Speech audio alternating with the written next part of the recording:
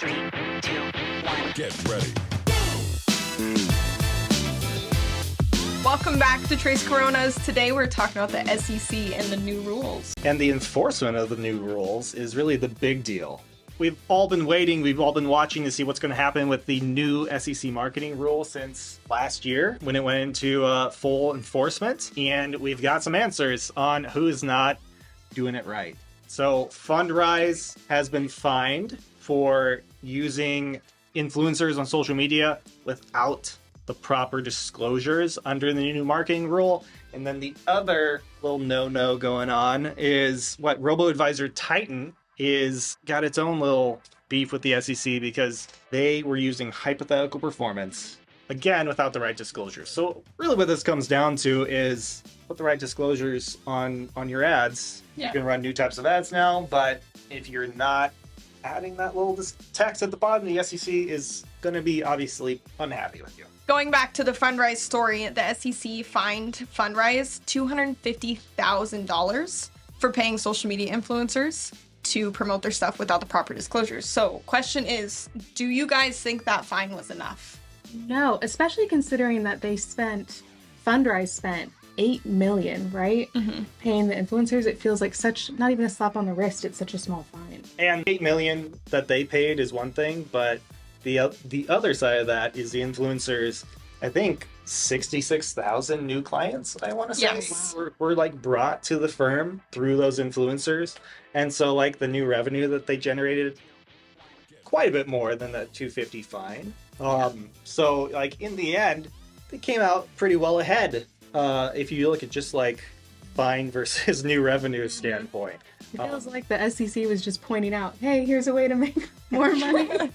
So Yeah. do you think they're going to pull a Wells Fargo and just do it again?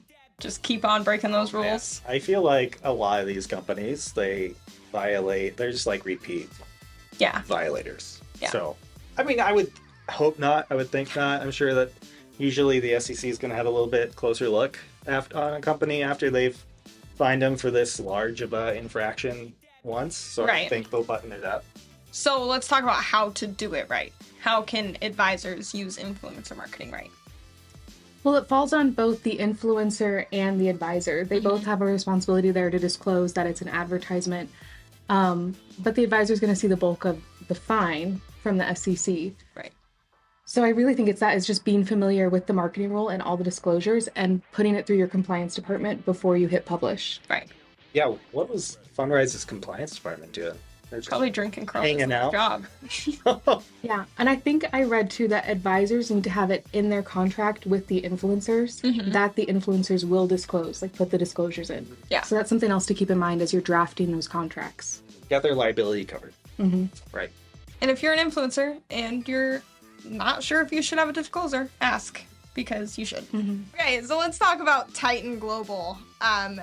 They were misleading people because they had hypothetical performance metrics, and they did not have a disclosure to say that they were hypothetical. It can be, it's such a different world to be talking about performance in the first place, because for us, we work with RIAs who are so like planning first, that they're really not putting like their portfolio performance out there even. Like Right. they don't even really, they're like, that's not what we want to lead with. We want to lead with, our whole life planning and, just kind of these more like emotionally driven, psychographic driven benefits of working with them. Right. That's like not something that we dabble in so much. It's, maybe more on like the asset manager side of things. But again, it comes down to disclosures. Like, yeah, now you've got the freedom to publish this hypothetical performance as long as you are super clear about what it is. And they just didn't do that well enough.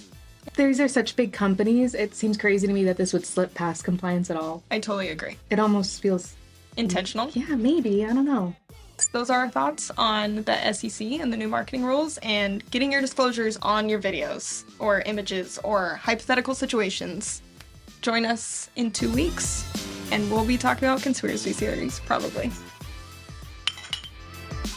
Is that a good enough ending?